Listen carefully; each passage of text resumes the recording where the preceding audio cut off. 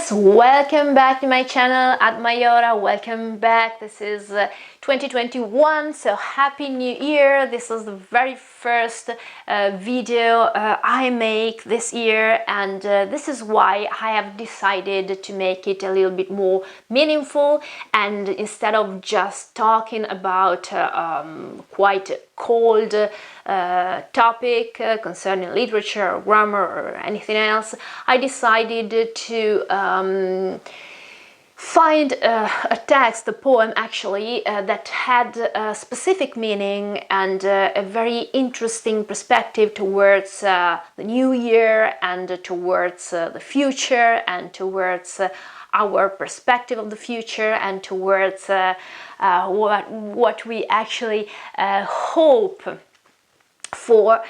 This is a poem written by Alfred Tennyson, and I know that many of you actually asked me to talk about Tennyson a little bit.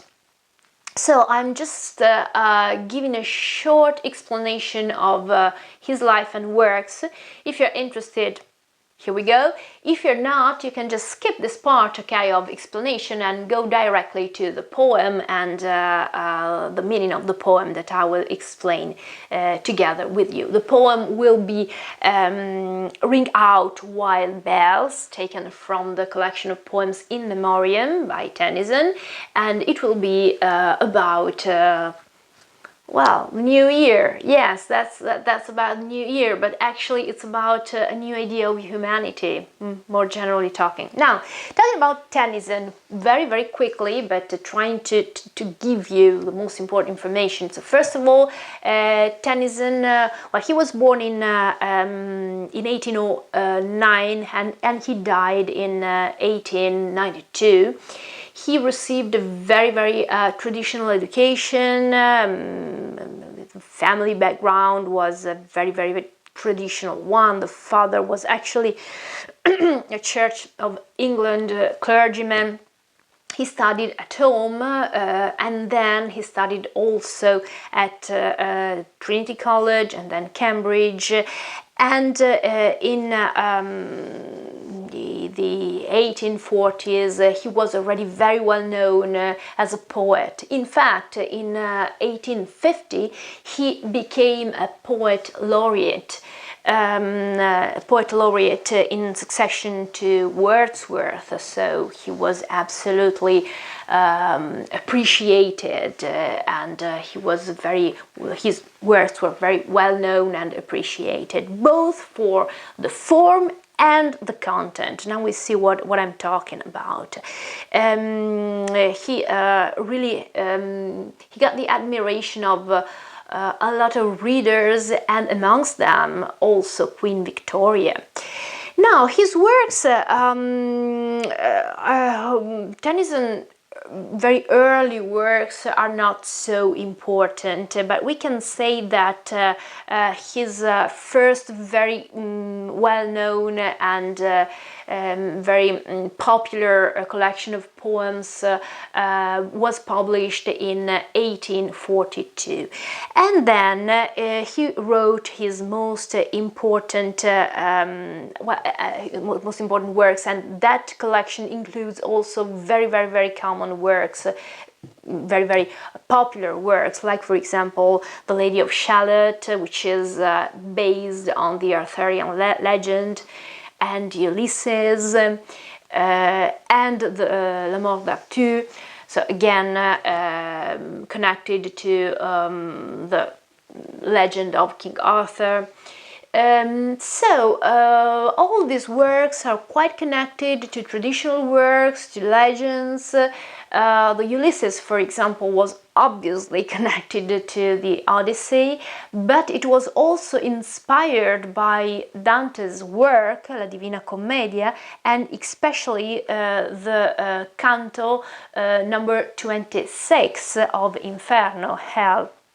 So he was really influenced by these major works, but he also gave a very new interpretation, and he was inspired, and he reinterpreted somehow some values that were typical of Romanticism. An example, when talking about Ulysses, he talked about this hero who comes back to Ithaca to go back to his duties because of the role he plays there, and so he has to go back, and it is his sense of responsibility. But actually, when he arrives there and he starts doing what he has to do, actually, according to his role there, his social role and his role in family and so on, he understands that he is missing something. And so he decides to kind of set out on a final trip, final voyage, and that's sort of as I say, sail behind the sunset. Now it represents very well the ideal of the romantic hero. The romantic hero,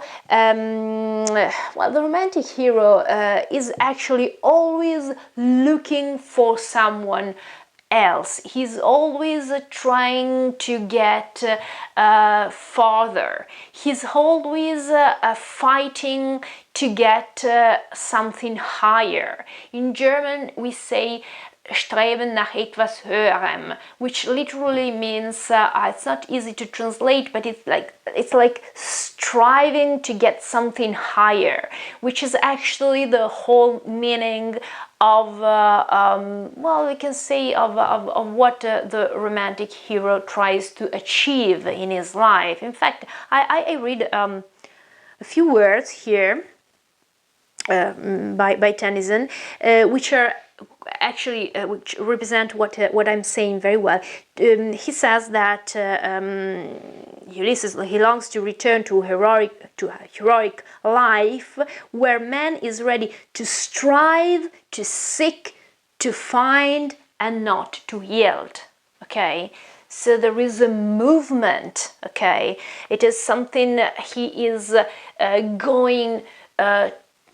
It's kind of always going forward. Okay, and it's kind of looking forward to achieving something, and not just yielding something like a weapon or a I don't know, a sword or something, which is something static. That is the representation of a role that he already has. He's always going farther. He's always trying to get something else.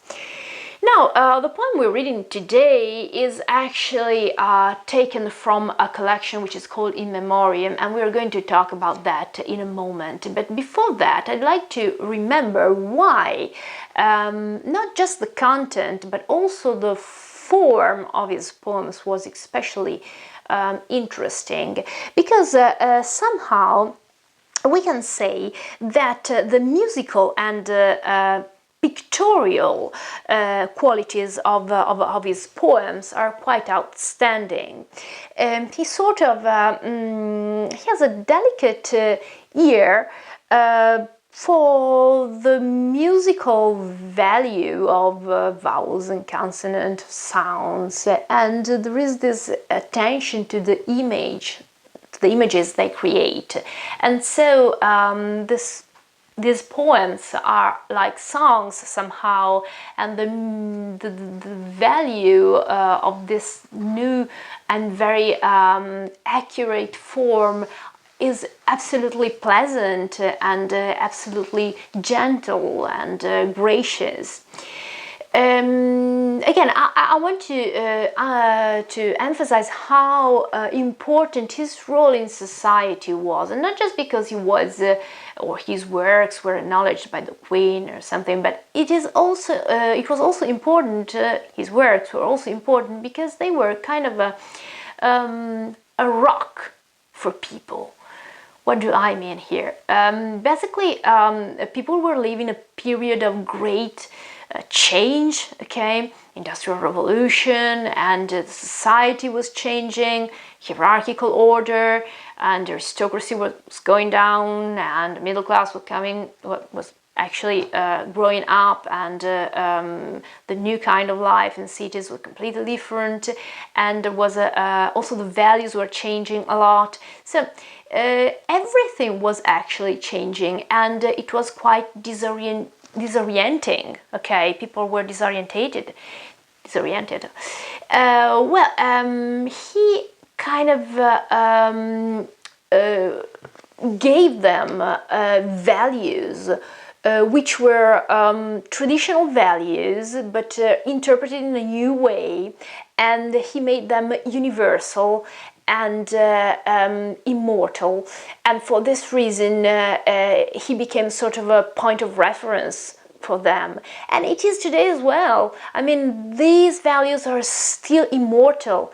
They will never grow older, never, ever. And this is why he has found so many new readers of collections of poems, like, for example, in memoriam in the, I don't know, in the 20th and the 21st century as well.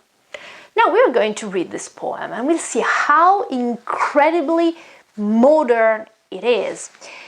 First of all, again, the title of the poem is Ring Out Wild Bells, which is actually the first line, and it was published in 1850, and it was the very year when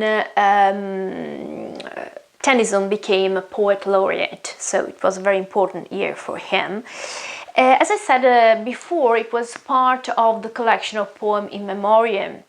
It was an elegy he wrote for his sister's fiancé, who died very young at the age of 22. His name was Arthur Henry Hallam. So there should be elegiac poems.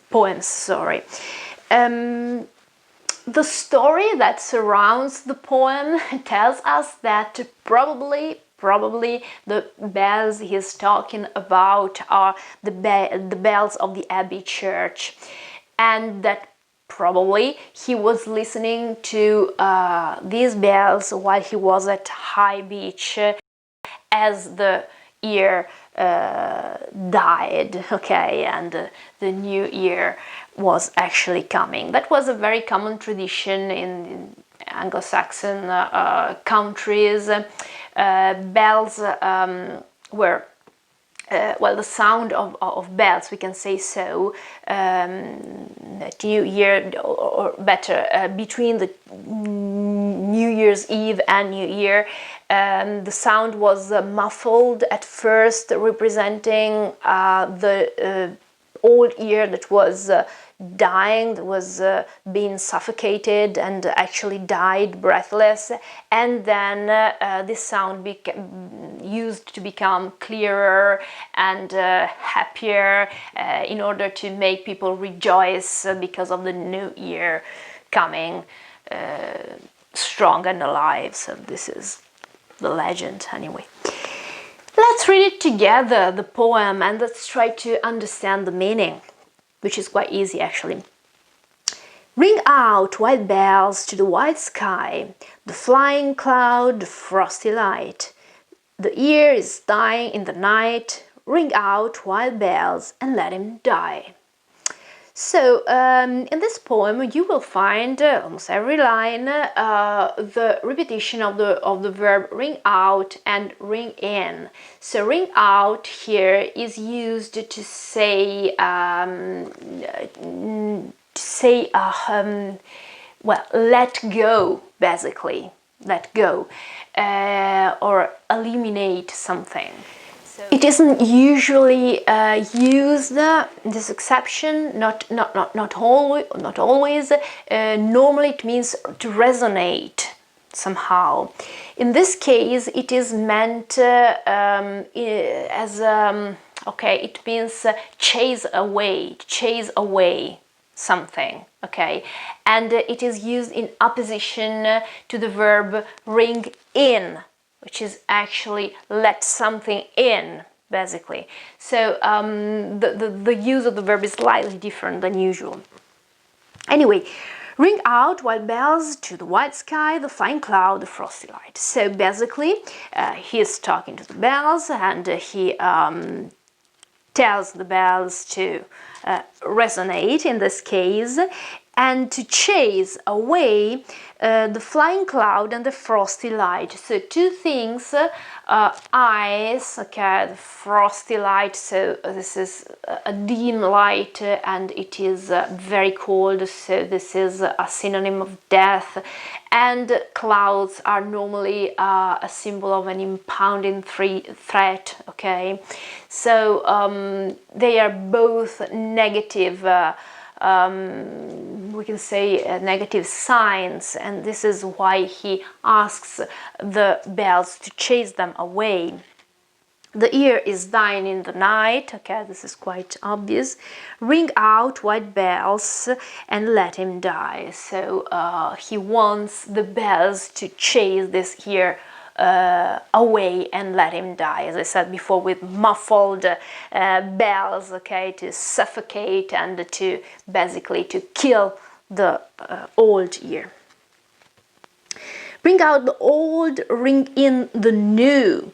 Ring happy bells across the snow. The ear is going, let him go.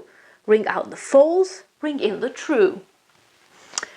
Again, he says, ring out the old, ring in the new. So let the old go and let the new year come in, basically.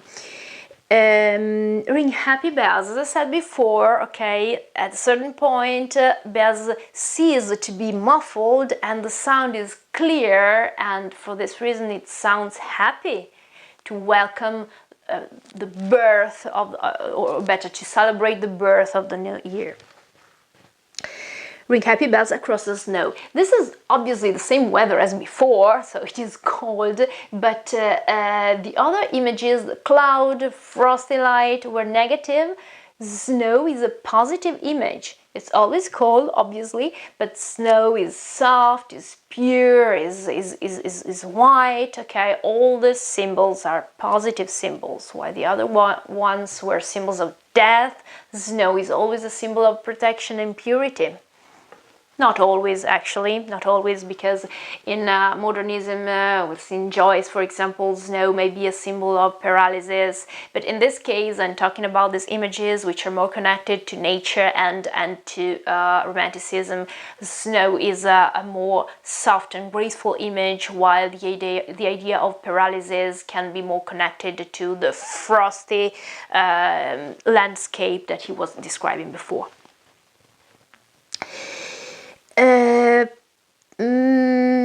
Across the snow, the ear is going, let him go. Ring out the false, ring the true. Oh, this is something that we should wish for our new year too. So chase away what is false and let in what is true. Ring out the grief that saps the mind for those that here we see no more. Ring out the feud of rich and poor, ring in redress to all mankind. So here there is a reference to death. As we said before, there should be an elegy, and so this is an obvious reference to those who have passed away. So the first part was death, but in a very metaphorical way, because it's the ear which is dying. Now he's talking about people who have actually died, and so he said, always talking to the bells, he said, chase away the grief that we have, okay, in ourselves, in our minds. The grief for the people who are not living anymore, who have passed, and chase away also the fights between rich and poor, and let in a new, renovated harmony for humankind. For mankind. This is okay. We start here to make a step forward and to shift into a more social interpretation of the poem. Okay, because now he's talking he's not talking about individual feelings anymore. He's talking about social feelings, so the fight between social classes, and basically a new sort of a new hope, okay, for the humankind. Ring out the slowly dying cause and ancient forms of party strife. Ring in the nobler modes of life with the sweeter manners, pure laws. Now, again, here he's talking about society, he's talking about humanity, so basically he was talking about the individual, now he is talking about everyone, he's talking about the world, okay, his world, obviously, the English world, but it is so fitting, I mean, so accurate for our world too. So, chase away a slowly dying cause and ancient forms of party strife. So, all those battles and causes that should be no more, that are now dying and have no reason to exist anymore, and those fights that are caused by belonging to different parties, to different fractions, okay, so let chase all this stuff away, ring in the nobler modes of life, so, and let in a new way of life, more noble and defined by kinder manners, so a better, a more graceful behavior, and pure laws, so laws that are more right, more pure, more, we can say, generally talking, okay, they are connected to a higher concept of morality. Ring out the want, the care, the sin, the faithless coldness of the times. Ring out my mournful rhymes, but ring the fuller minstrel in. So this is interesting because he says chase away the want, the care, the sin, so the sense of guilt, we can say the worries and the lack of something, the coldness of the time. Why are these times so cold? Because there is a lack of faith, and faith isn't necessarily a spiritual or religious kind of faith, but it is a hope, okay? So when you feel that you have no hope, everything becomes cold, so let's chase away that feeling. And chase away my own rhymes, because they are mournful. This is an analogy, I'm talking about death, so chase it away, okay? Eliminate my own art, my own poetry. But ring the fuller minstrel in, let the arts in, let the songs in, let the music in, so everything that is positive. Ring out false pride in place and blood, the civic slander and spite. Ring in the love of truth and right. Ring in the common love of good. This is very interesting. He says, chase away the false pride. Why is the pride false in this case? Because these people feel proud because of their state, okay, social position, bloodline, okay, and those things, they don't mean anything, okay, because the measure of man depends on values, on nobility, but it's not nobility that depends on the social the social position, okay, it depends on morality. So eliminate that kind of pride that makes no sense, actually. Eliminate the civic slander and spite, okay, so this way of considering people depending on empty values. Okay, so judging people on the basis of empty considerations, empty values. Ring in the love of truth and right. So let in these values which are important. So truth, okay, and right. What is true and what is right. And the love of good. So what is true, right, and good. This is important. So these three things determine morality, okay? These three things determine pride eventually, not your social position, your blood, or spite, or slander, or other fights, social fights, or other things, or lies.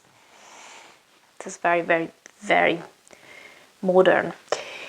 Ring out all shapes of foul disease. Ring out the narrowing lust of gold. Ring out the 1,000 wars of old. Ring in the 1,000 years of peace. How modern this is. So they say, basically, he says, ring out all shapes of foul disease. Obviously, he was talking of a disease in a very, say, literally meaning, so illness, because that was a very important topic at the time, too. Unfortunately, we can talk about disease not in a metaphorical way, but in a very literal way today as well.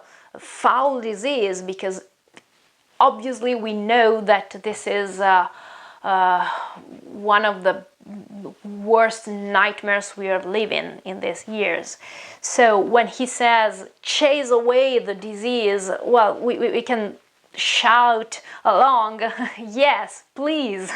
But obviously his disease, the disease he's talking about, is not just a medical disease, biological disease, it's also sort of a moral disease. And so the illness is not just a real illness, real sickness, is also you can say a moral or a spiritual sickness, okay? And so it can be actually considered on two different levels, even if, well, unfortunately, the literal level is quite more modern. Now, quindi ring out all shapes of foul disease, so eliminate this disease, old diseases that came from last year. Ring out and so eliminate the 1,000 years of wars, fights. And let's start with the New Year's of peace.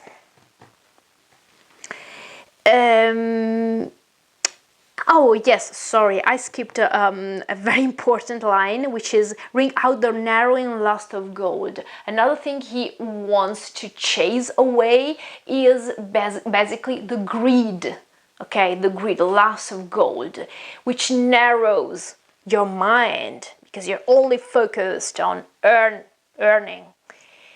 Which was quite typical of, it was quite a problem also in that period, because the new middle class wanted to earn more and more, and so during the Industrial Revolution the condition of the workers, okay, of the lower classes was extremely bad, and that was because of the greed of the middle class, or higher, or the upper middle class anyway. So the greed was a great plague, but it is today as well.